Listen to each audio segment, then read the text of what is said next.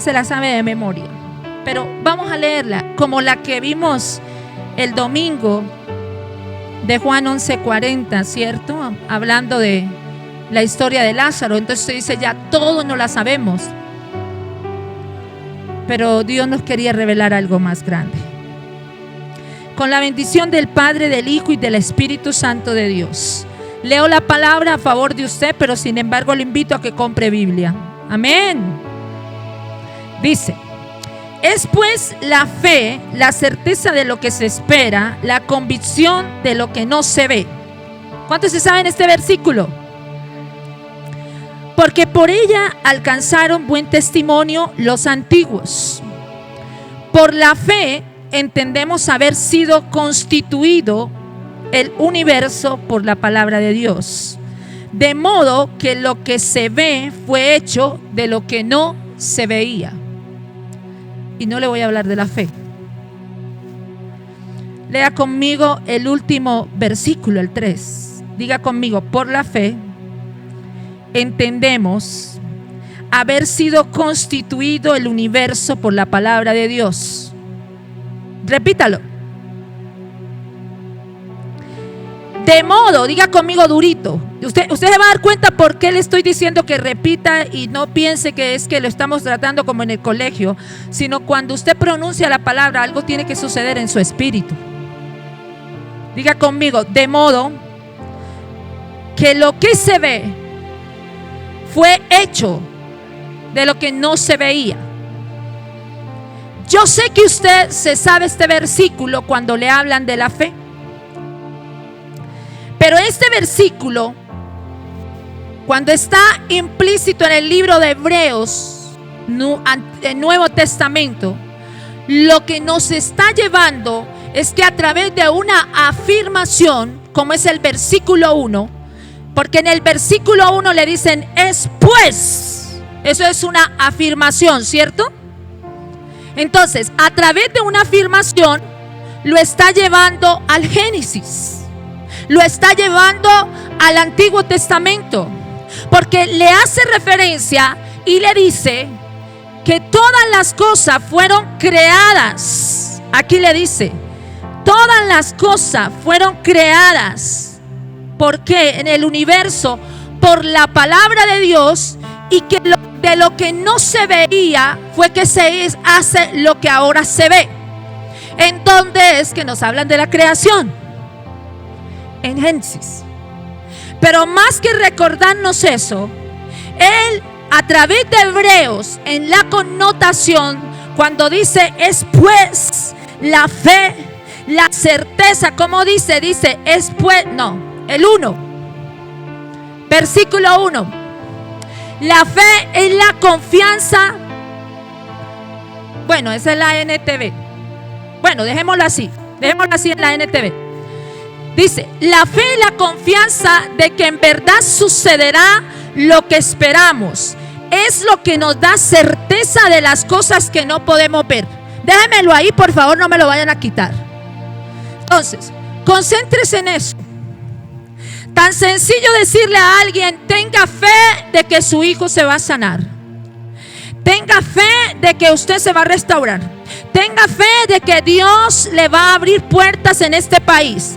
Tenga fe de que las cosas van a cambiar. Usted le puede decir eso, pero escúcheme bien.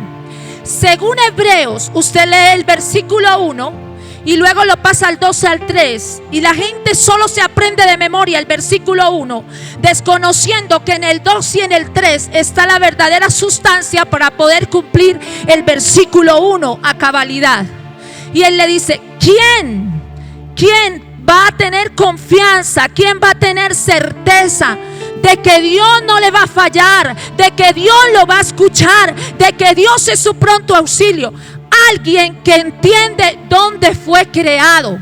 Porque el versículo 2 y 3 nos está diciendo a nosotros, allá, al inicio del mundo, al inicio cuando se creó por la palabra de Dios, todo lo que aquí habita, cuando se creó por la palabra de Dios, lo que no se ve, lo que se ve de lo que no se veía, le está diciendo: alguien que entiende el ámbito donde fue creado nunca va a dudar y va a tener fe. Escúcheme bien. Entonces, ¿qué me quiere decir el Señor a mí? Iglesia, el problema de nuestra fe no radica que tenemos circunstancias adversas y que quizás no sabemos cómo manejarlo. Pero aquí el Señor nos quiere dar a entender en qué ámbito usted fue creado. Yo ya les he explicado de esto. De hecho, a mis estudiantes de la escuela, yo le doy clase a los que les recomendé una prédica que hace mucho tiempo yo prediqué, que se llama genética espiritual. Y yo hoy tengo que traerle una connotación de esa prédica, un poquitico. Cuando el Señor Jesucristo, cuando el Padre nos formó en Génesis 1:26, ¿ustedes sí han escuchado la historia todos?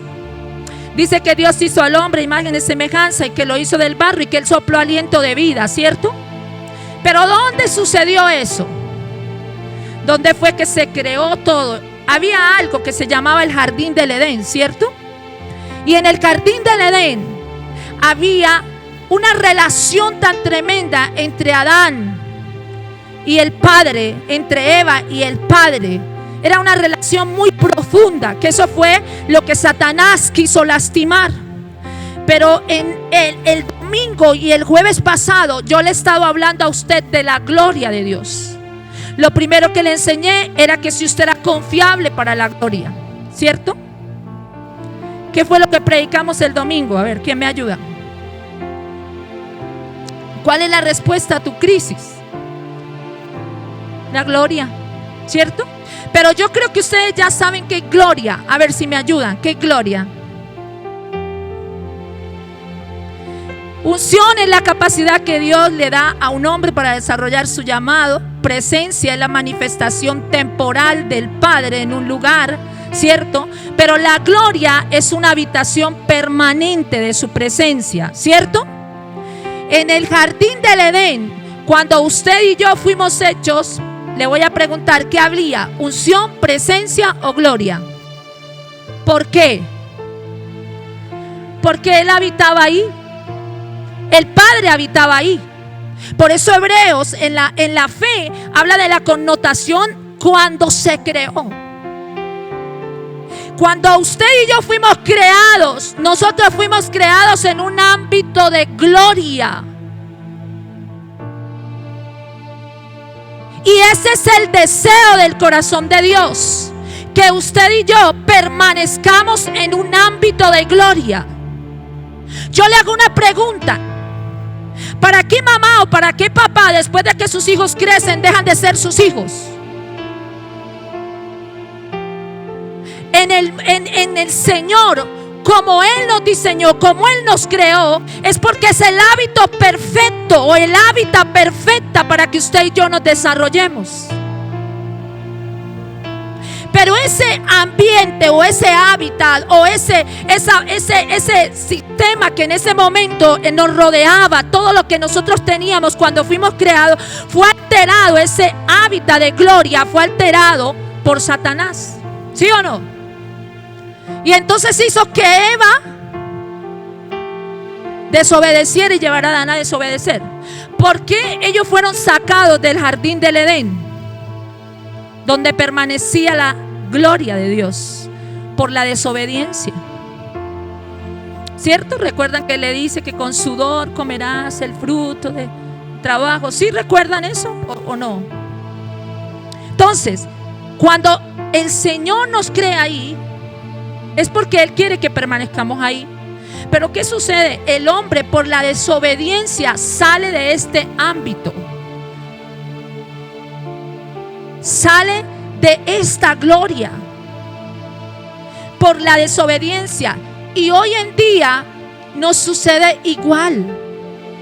Cuando tú y yo desobedecemos y cuando tú y yo caemos en pecado, las cosas no se nos dan tan fáciles. Y es más, me atrevo a decir, no se nos dan. Por eso a la gente le toca con sudor. Yo le voy a decir algo y no me lo malinterprete. siempre que tú estás en necesidad o ves a alguien en necesidad, tú tienes que ir al corazón del Padre. ¿Qué fue lo que pasó? Porque no se trata de suplir una necesidad solamente, sino de entender el corazón de aquel que vive en necesidad, para que su corazón pueda cambiar con respecto a Dios, y así su vida cambie de una manera drástica pero permanente. Yo conozco mucha gente que llegó a los pies de Cristo por una necesidad, y cuando Dios les suplió la necesidad, nunca más volvieron al cuerpo de Cristo. Porque el Señor, dice la Escritura, que Dios no es injusto. ¿Por qué en Hebreos 1 le tiene que hacer una afirmación el escritor al pueblo, diciéndole la fe en la confianza? Alguien que permanece en la gloria de Dios nunca va a desconfiar de Él, por muy difícil que sea la circunstancia. Satanás estaba muy interesado, y está desde el jardín del Edén, que tú y yo perdamos nuestra identidad como hijos de Dios. Un hijo nunca desconfía de su padre. Un hijo siempre cree que su padre le va a suplir su necesidad. Usted le puede decir a su hijo: mi amor, en este momento no tengo, pero espérame que yo voy a trabajar para poderte dar aquello. Y sabe que su hijo nunca va a desconfiar. Él va a saber esperar. Pero Satanás quería lastimar esta identidad como hijos. Lo saca del Edén, lo saca del ámbito de la gloria, y entonces ahí, por el pecado, empezamos a perder nuestra identidad de hijos. Por eso cuando llegamos a los pies de Cristo, tenemos que recuperar esta identidad, y nos cuesta. Porque usted, siendo creyente, estando en la iglesia, habiendo recibido a Cristo, usted todavía duda de que Dios lo va a ayudar y de que Dios le va a ayudar en esa situación. ¿Sabe por qué? Porque la duda en una persona es sinónimo de que aún está recuperando su identidad como hijo de Dios. La inestabilidad en un creyente es sinónimo de que todavía está recuperando la identidad como hijo de Dios. Aquellos que empiezan una cosa, nunca la terminan, nunca se deciden, nunca se afirman, están recuperando la identidad como hijos de Dios. Aún hay gente en la iglesia que lleva 20 años y no ha recuperado la identidad como hijo de Dios. ¿Qué pasó aquí? Él es muy astuto. Cuando Dios a ti te llama santo, el diablo te dice que eres pecador. Él siempre quiere suplantar, porque Él no es creador. ¿Usted sabe por qué Satanás es suplantador? Porque no es creador. El único que tiene la facultad de crear es nuestro Padre Celestial. Cuando Dios los llama a usted bendecido, Él le dice que usted es pobre. Cuando Dios le dice a usted que es salvo, Satanás va a trabajar en que usted pierda su salvación, porque Él es suplantador y Él quiere hacerle perder la identidad como hijos. Ya se la hace perder al que está en las drogas, al que está en el licor. ¿Cuántas cosas usted cree? Una persona que está en la drogadicción, que está en el alcoholismo, que está en la prostitución, que está en el pecado, así como muchos de nosotros, de los cuales fuimos rescatados, esa persona, Dios tiene un deseo y un diseño perfecto con esa persona, pero Satanás fue astuto y le hizo creer que era drogadicto, cuando para Dios era un gran predicador, un gran empresario, una mujer tremenda del Señor. Pero Satanás le está hablando al oído y le está diciendo: usted es pobre, usted no va a salir de esa situación, a usted les toca estar mendigando, a usted le toca estar pidiendo. Pero Dios le está diciendo: si usted cree en mí, usted es bendecido, usted va a salir de esa situación. ¿A quién le decide creer? Apláudale a Él.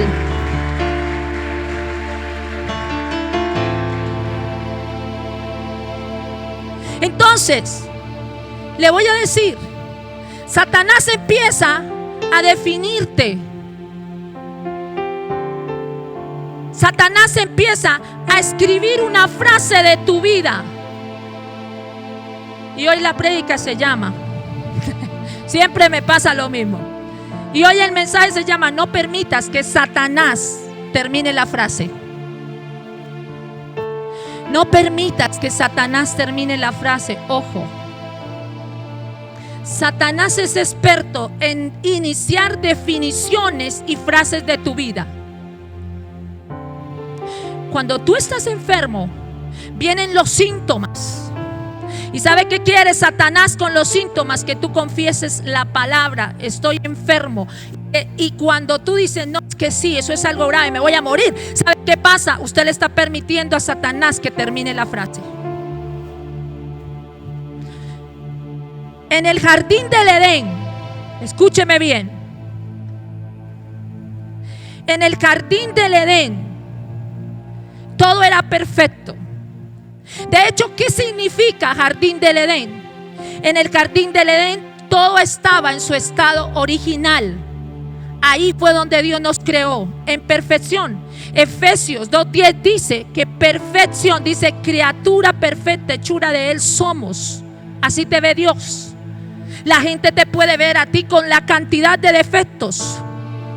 Y es necesario que en algunas veces y en algunas ocasiones seamos confrontados con nuestros errores por una persona, una tercera persona que tenga una madurez espiritual para decirnos: pero eso no significa que me están definiendo. Que a mí me digan que tengo que cambiar, que tengo que comprometerme con Dios porque en el estado que estoy mal, no significa que me están definiendo, que me voy a quedar ahí, sino sencillamente que me quieren sacar de ahí. El jardín del Edén significa estado original. El jardín del Edén fue el escenario perfecto para la manifestación de Dios como creador. Ahí se crearon los cielos, se creó la tierra, nos creó a nosotros. El Padre estaba creando una realidad y no una ilusión. Y si no, mire al de al lado, tóquelo a ver si es cierto. Él fue creado en el jardín del Edén. ¿Es real? Allá donde Dios permanecía todo el tiempo, donde la gloria de Dios era el hábito, el que está a su lado fue creado allá. El Padre estaba creando una realidad y no una ilusión. En el jardín del Edén, el universo que fue creado por Dios, ahí se creó todo: el espacio, el tiempo, la materia, la energía, todo lo que usted ve hoy en la tierra. Y dentro de ese mismo universo creado, Dios siempre estaba presente y tenía una relación permanente con su creación. ¿Quiénes somos la creación de Dios? Eso era el jardín del Edén. Diga conmigo: era perfección.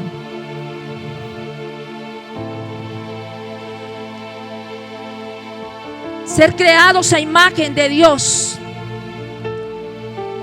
significa algo muy tremendo. Significa que usted trabaja en la creación, sobre la creación y para la creación. ¿Sabe por qué hay gente que empieza una cosa, no la termina? Porque hay gente que un día toma decisiones y al otro día la cambia, porque nunca ha entendido el verdadero propósito. Pero es que el propósito es revelado en la gloria. Si usted no está cara a cara con el Creador, yo me preocupo por la gente que no arranca, la gente que no va así, y uno dice: es que no, buscamos excusas como lo hizo Eva. Pero realmente es que nos falta estar bajo un ámbito de gloria.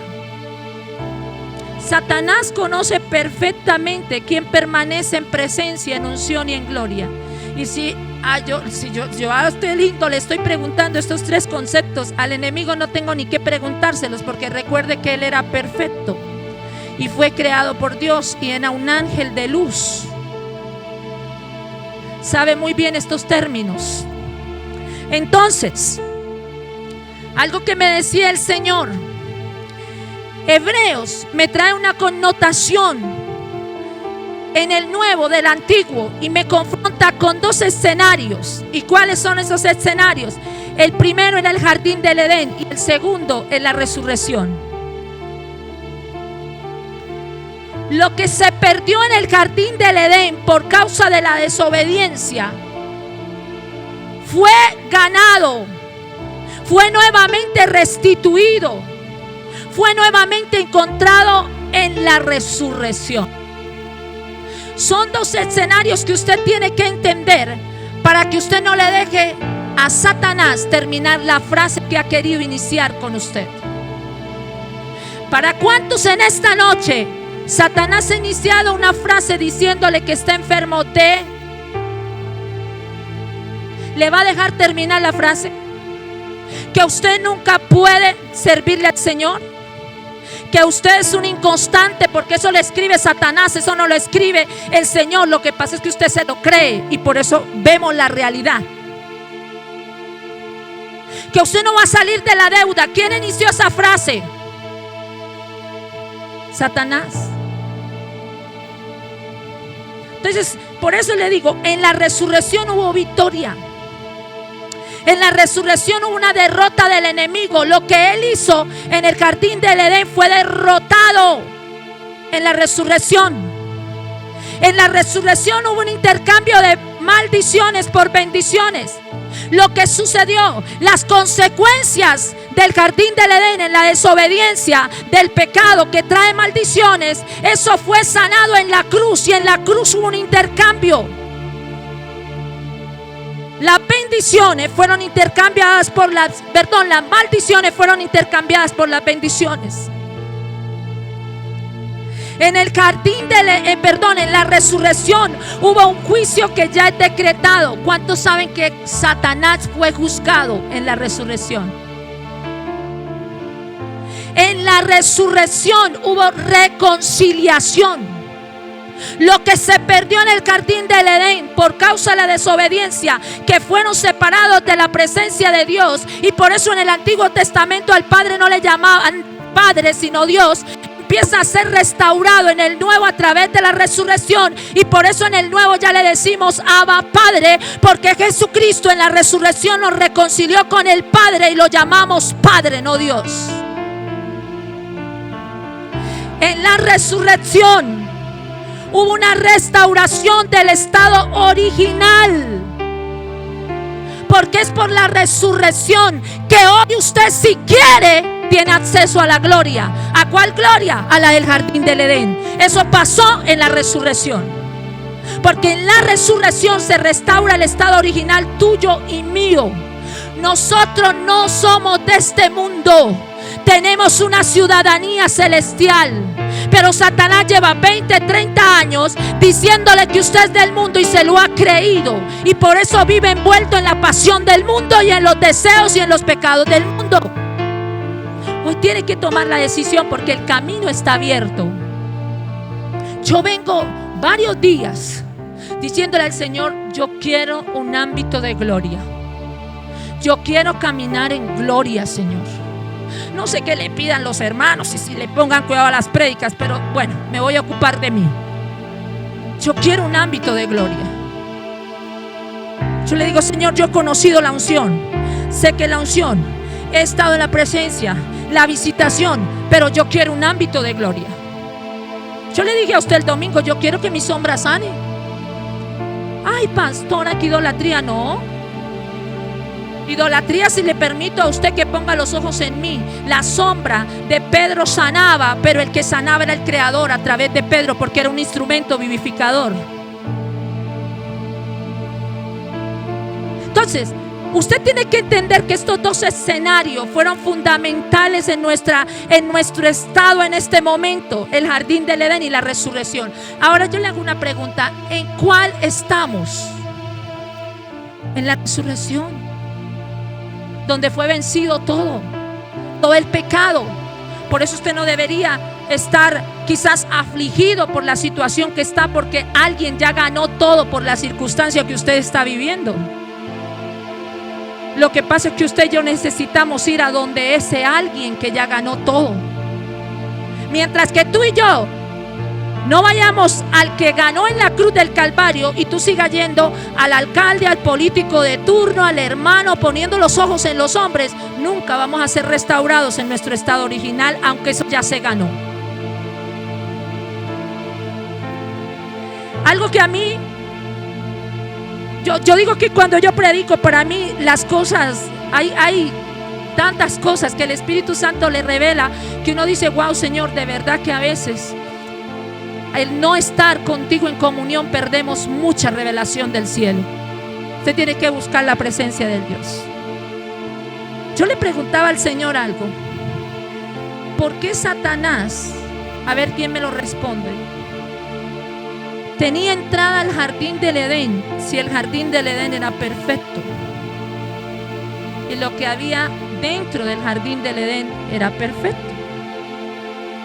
¿Por qué se le permitió la entrada al jardín del Edén?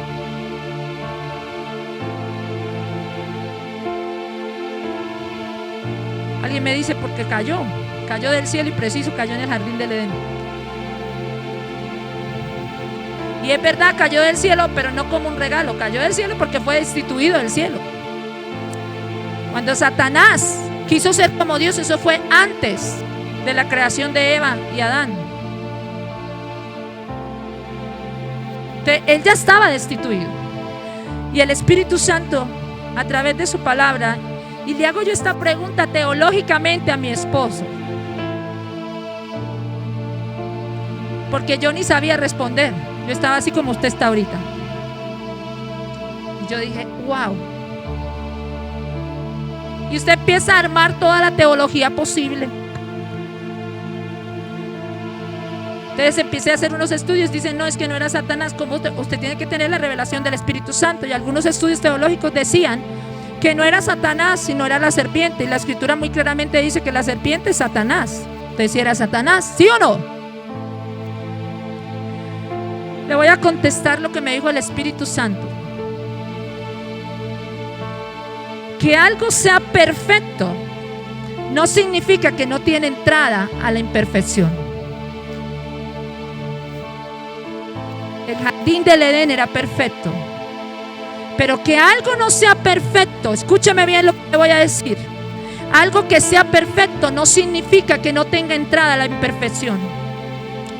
El Señor, en esa connotación de que Satanás estuviera en el jardín del Edén, nos quería a nosotros enseñar que aquel que nos hizo pecar nos volvió a nosotros, ¿qué?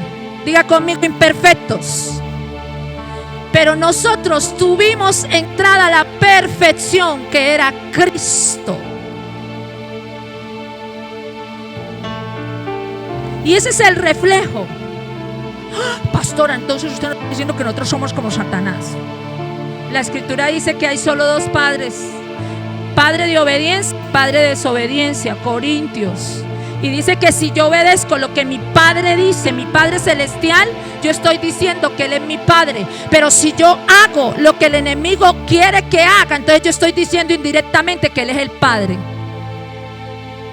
Solo dice Corintios. Usted no necesita decirle al Señor, Señor, tú eres mi Padre. Él quiere verlo en sus actos. ¿Qué sentido tiene que tú le digas a Él, Señor, tú eres mi Padre, cuando tú estás haciendo todo lo contrario a lo que Él te dice?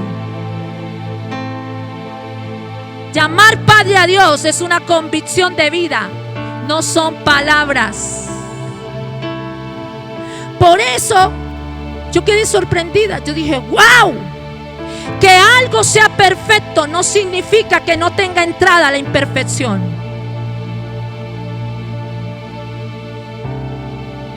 Dios tenía el control de Edén y sabía por qué Satanás estaba ahí.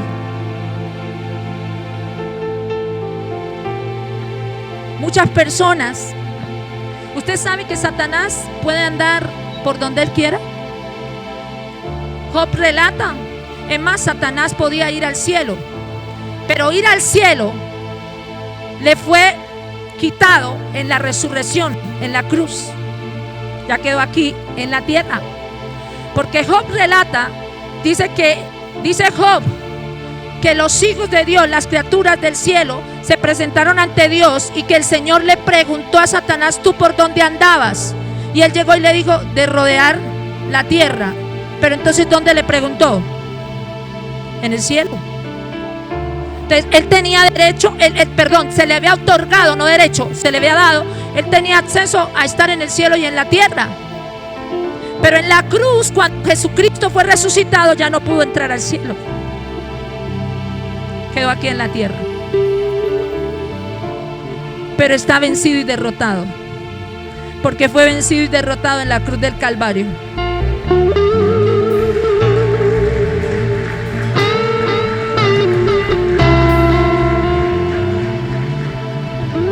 Una frase que inició Satanás en el jardín del Edén. Escúcheme. ¿Qué dijo Satanás en el jardín del Edén? ¿Qué fue lo que dijo Satanás? ¿Cuál fue la frase que Satanás empezó a escribir en el jardín del Edén? Muerte eterna por causa del pecado. Y Jesucristo concluyó esta frase en la resurrección. ¿Y qué dijo Jesucristo? Jesucristo llegó y le dijo: vida eterna por causa del arrepentimiento. Denle un aplauso al Señor.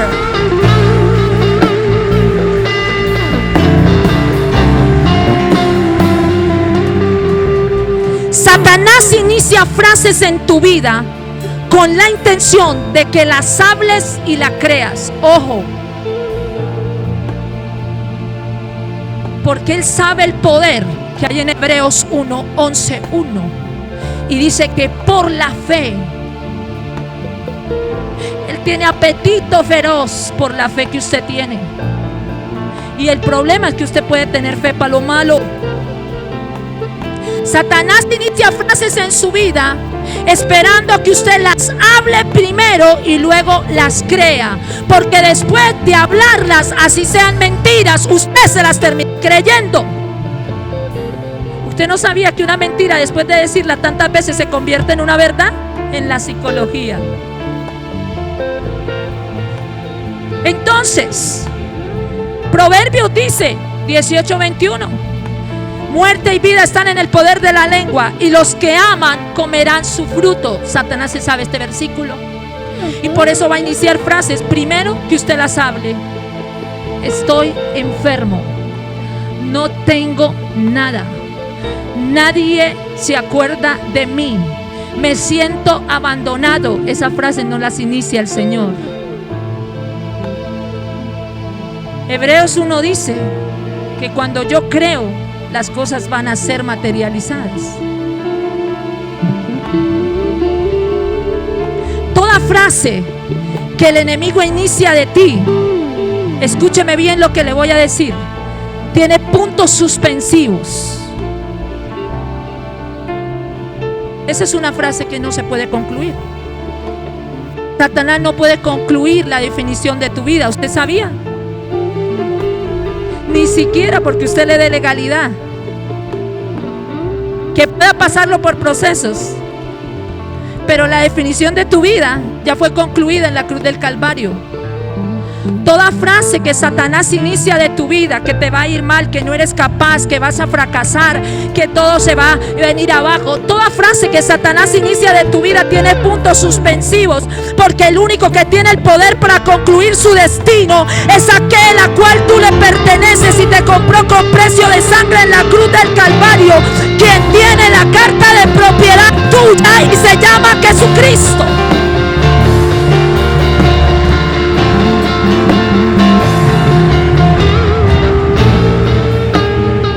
No le permitas al diablo, a Satanás, terminar el mensaje. Eso depende de ti, terminar la frase. Yo quiero que en esta noche usted esté totalmente convencido de que fue creado en un ámbito de gloria que se perdió, pero fue obtenido, rescatado, restaurado en la resurrección. ¿Le vas a seguir permitiendo a Satanás escribir sobre ti?